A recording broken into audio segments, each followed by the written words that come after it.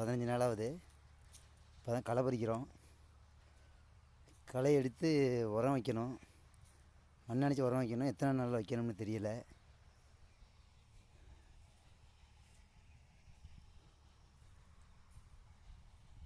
கத்திரி நல்லா வந்திருக்கு. இலைப்பூச்சி அடிக்குது. பச்சை கலர் புழு. நேற்று தான் மருந்து அடித்தோம். அந்த மாதிரி புழு திங்கிது இலையை. மருந்து அடித்து மறுநாள் களை பறிக்கிறோம். ஒரு 3 மா போட்டிருக்கோம். 5000 நாற்று நட்டுருக்கோம் கத்திரி.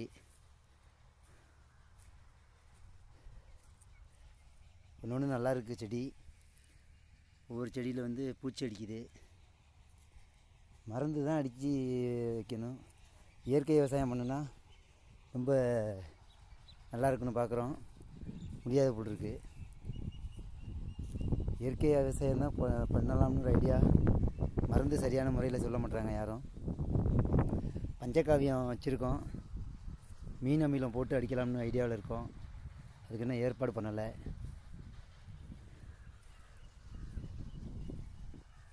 இது பூரா வேறு களை எடுத்திருக்காங்க. இதெல்லாம் களை எடுக்காமல் இருக்குது. உளுந்து மண்டி இருக்குது. களை எடுத்து தண்ணி பாய்ச்சணும் நாளைக்கு. அப்போ தான் அந்த பில்லெல்லாம் காயும். ஏதாவது ஆர்கானிக் மருந்து இருந்தால் சொல்லுங்கள், அடிப்போம். கண் இப்போ தான் தெளிஞ்சு வருது. ஆனால் இலைப்பூச்சி அடிக்குது. இலைப்பூச்சி பச்சை கலரில் புழு இருக்குது.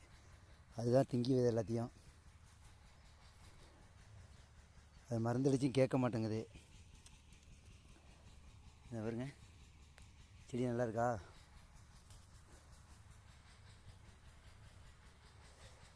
சில இடத்துல ரொம்ப மோசமாக இருக்குது செடி. இந்த கத்திரி சிம்ரன் கத்திரி. சிம்ரன் கத்திரி வச்சுருக்கோம். அதில் 500 நாற்று. இந்த பாருங்க, இதான் ஃபுல்லாக இலை பூச்சி தின்றுருக்கு. இதில் என்ன மருந்து அடிக்கணும்னு தெரியலை. ஆனால் மருந்து அடிச்சிருக்கோம். அடித்து களை பறிச்சிட்ருக்காங்க. பார்ப்போம் என்ன ஆகுதுன்னு. யாராச்சும் கமெண்டில் கத்திரிக்கு என்ன மருந்து அடிக்கலாம், இல்லை ஆர்கானிக் பண்ணலாமா, ஆர்கானிக்கில் என்ன மருந்து அடித்தா நல்லா கேட்கும்னு சொன்னீங்கன்னா கொஞ்சம் நல்லாயிருக்கும். நன்றி.